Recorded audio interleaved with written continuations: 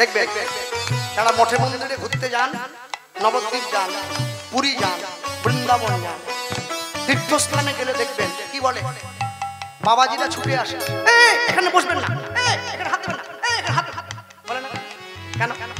কেন কেন প্রশ্ন করো, আমি কি মুসলমান, আমি খ্রিস্টান, আমি তো বাঙালি, তাহলে বাঙালি হয়ে হাত দিতে না বলছেন কেন?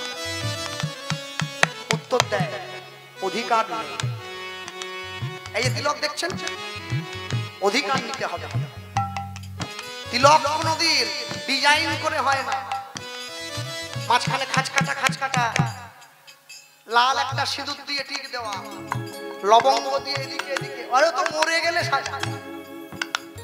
হরিনাম গাইতে গেলে গুরুচরণ আশ্রয় করে গুরু পরিবার সঙ্গে নিয়ে তিলক সেবা করতে হবে, তারপরে উঠতে হবে। ললিতা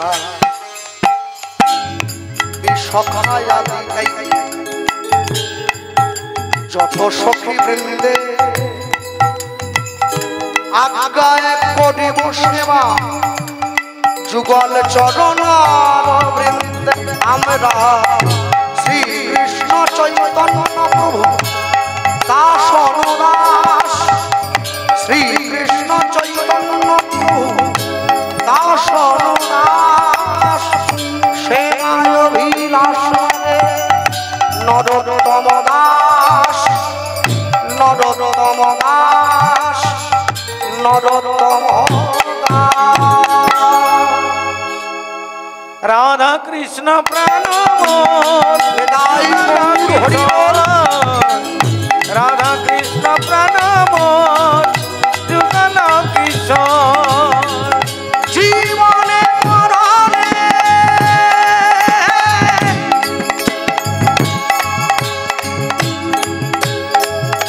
জীবনে মরণে জীবনে মরণে দেখো গতি নাহি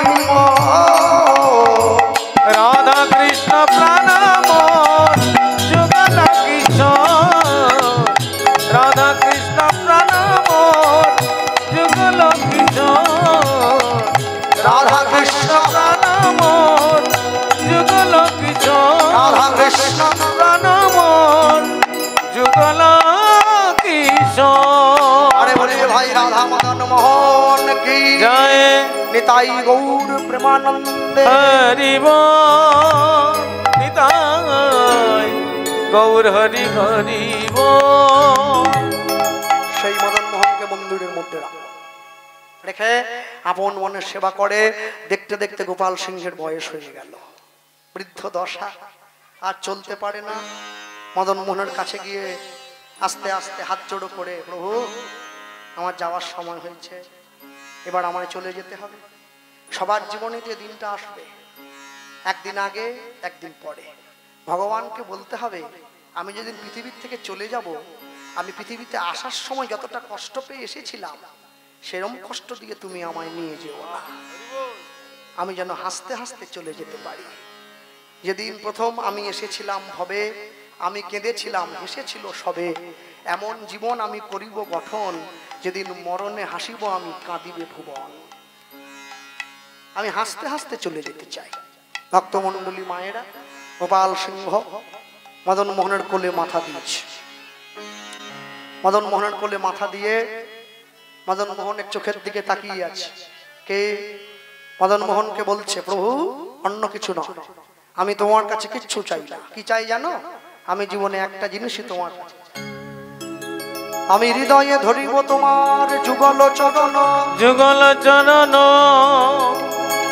নয়নে হেরিব তোমার ও চাঁদ বদন, ও চাঁদ বদন, জিহ্বা উচ্চারিব সেই মধুমাখা কৃষ্ণ নাম, মধুমাখা কৃষ্ণ নাম, এই মতে ত্যাজিব পরাণ, ত্যাজিব পরাণ। বেশ, এরপরে আপনারা রাস কীর্তন শুনবেন। ও তো বাবার কাছ থেকে মোবাইল নিয়ে অপেক্ষা করে বসে আছে ছবি তুলবে বলে। হ্যাঁ, বলে রাসের দলটা উঠলেই ফটাস ফটাস করে ছবি তুলতে হবে। যা, তা আমি আপনাদেরকে বলবো, মনে রাখবেন, যারা কীর্তন শুনছেন দীর্ঘদিন, আপনারা এই জায়গায় একটা কথাই আমি শুধু আপনাদের সকলকে স্মরণ করিয়ে দেব, ভগবান রাধাকৃষ্ণের নরলীলা সর্বশ্রেষ্ঠ লীলা হচ্ছে রাসলীলা। রাসলীলা মাধুর্যের অর্থ হৈ হৈ করে নাচা নয়। রাস মানে হচ্ছে চোখের জলে ভগবানকে পাওয়ার আরতি, যার মধ্যে লুকিয়ে আছে সেটি রাস। হ্যাঁ, কেউ দুঃখ পাবেন না আপনারা আমার কথায়, আমি কাউকে দোষারোপ করার জন্য কথাটা বলছি না, এটা আমার শ্রী গুরুদেবের মুখের কথা। আমার গুরুদেব বলতে, জানো, রাস গাইতে গেলে আগে গুরুদের অনুমতি লাগে রাস শিখতে গেলে, প্রথম কথা। দুই, বিশেষ করে যারা নারী জাতি, মেয়ে, তারা ভুলেও রাস গাইবে না।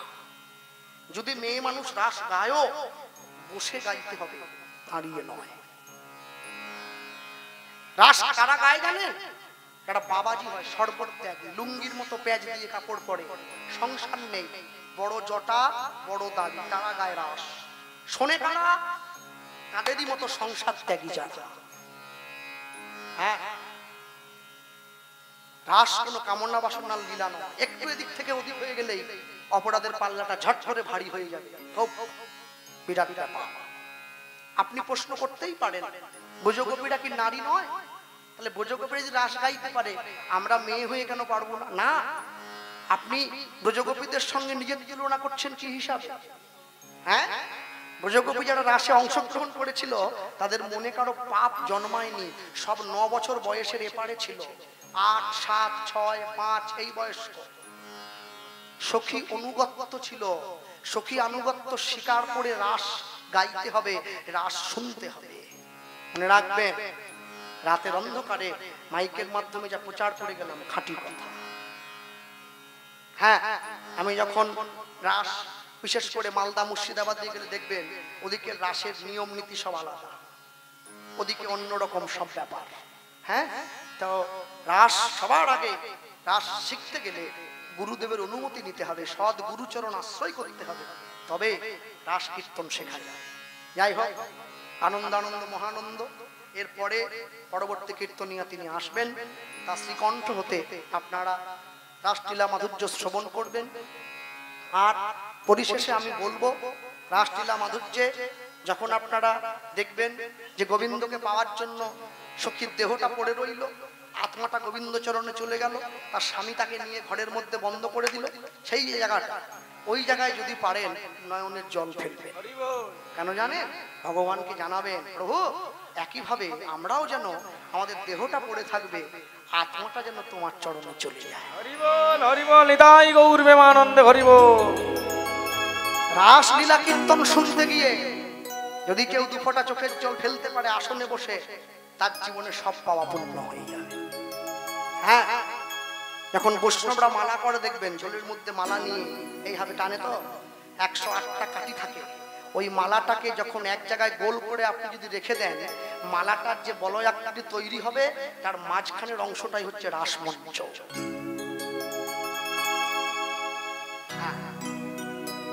রাস গভীর লীলা মাধুর্য। আমি বলতে গিয়ে সবার আগে বলবো আপনাদের সকলের কাছে, ও আরেকটা কথা, রাস গাওয়ার সময় হচ্ছে রাত্রি 12টা থেকে রাত্রি 2:45 পর্যন্ত। ওইটুকুর মধ্যে গিয়ে বিশ্রাম, তারপরে অলস।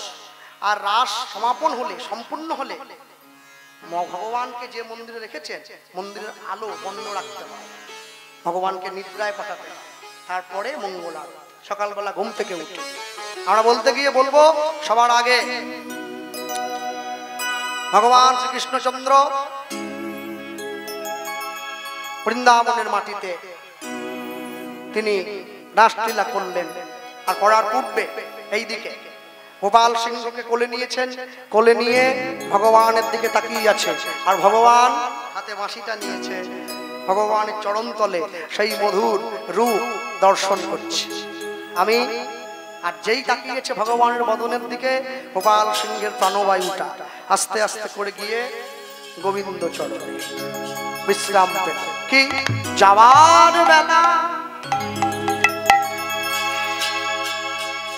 একটি কথা শুধুই বলে যা, জনম জনম এই হরিনা আমি যেন গাই। যাওয়ার বেলা উলুধ্বনি বিদায় হরি বল। একটি কথা শুধুই বলে যায়, জনম জনম এই ঘটনা আমি যেন গাই। যাওয়ার বেলা একটি কথা শুধুই বলে যায়, জনম জনম এই হরিনা আমি যেন গাই। যাওয়ার বেলা একটি কথা শুধুই বলে যায়, জনম জনম এই ঘটনা আমি যেন গাই। যেদিন আমি থাকবো না যাব বহু দূরে, অগ যেদিন আমি থাকব না যাব বহু দূরে। যেদিন আমি থাকবো না যাব বহু দূরে, যেদিন আমি থাকব না গো যাব বহু দূরে। তোমরা সাজের প্রদীপ জ্বালায়ে দিও কৃষ্ণ নামের সুরে। তোমরা সাজের প্রদীপ জ্বালায় দিও কৃষ্ণ নামের সুরে। তোমরা সাজের প্রদীপ জ্বালায়ে দিও কৃষ্ণ নামের সুরে। তোমরা সাজের প্রদীপ জ্বালায় দিও কৃষ্ণ নামের সুরে। আমি চলে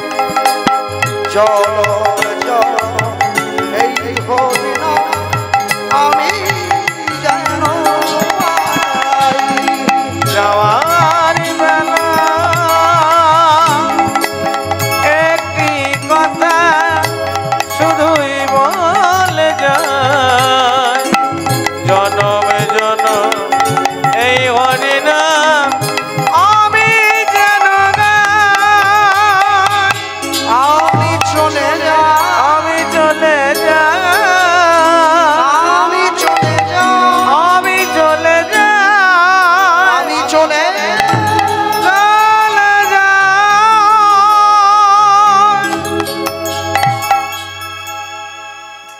মদন মোহনের কোলে মাথা দিয়ে গোপাল সিংহ জীবনের শেষ প্রাণবায়ুটা পরিত্যাগ করলেন।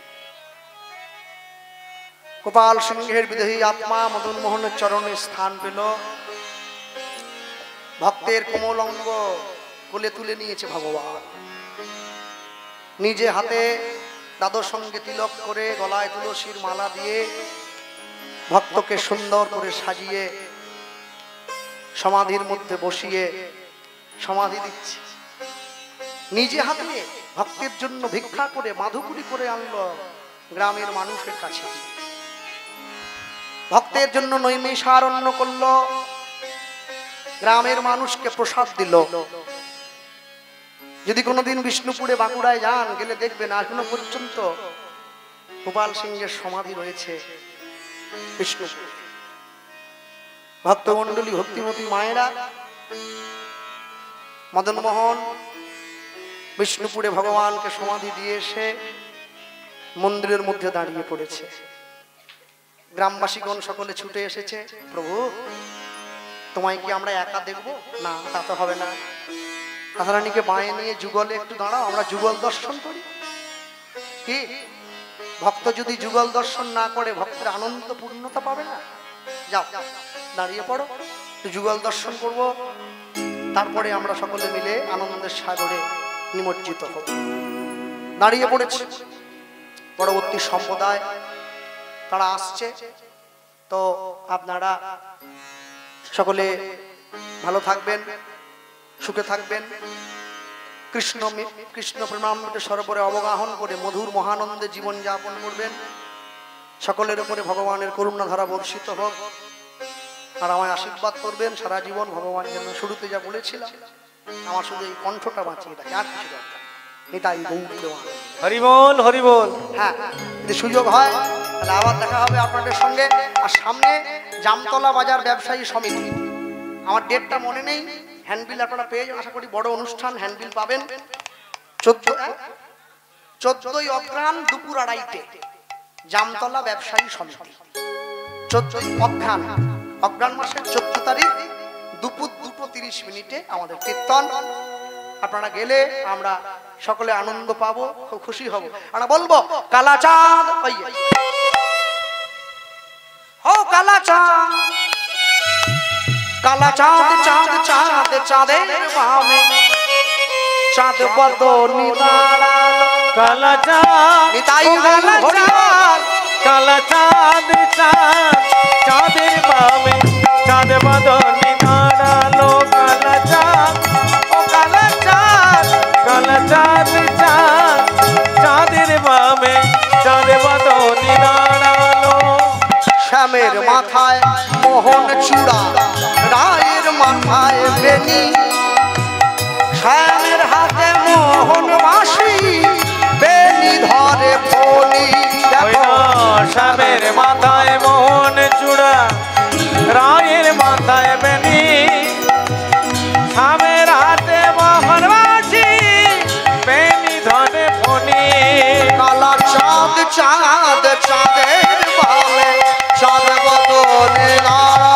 কালা চাঁদ, কালা চাঁদ, কালা চাঁদ, চাঁদ চাঁদের বামে চাঁদ বদনি দাঁড়ালো। কালা চাঁদ, চাঁদ চাঁদের বামে চাঁদ বদনি দাঁড়ালো। কালা চাঁদ, চাঁদ চাঁদের বামে চাঁদ বদনি দাঁড়ালো। নিতাই গৌর প্রেমানন্দে হরি হরি হরি বল, নিতাই গৌর হরি বল।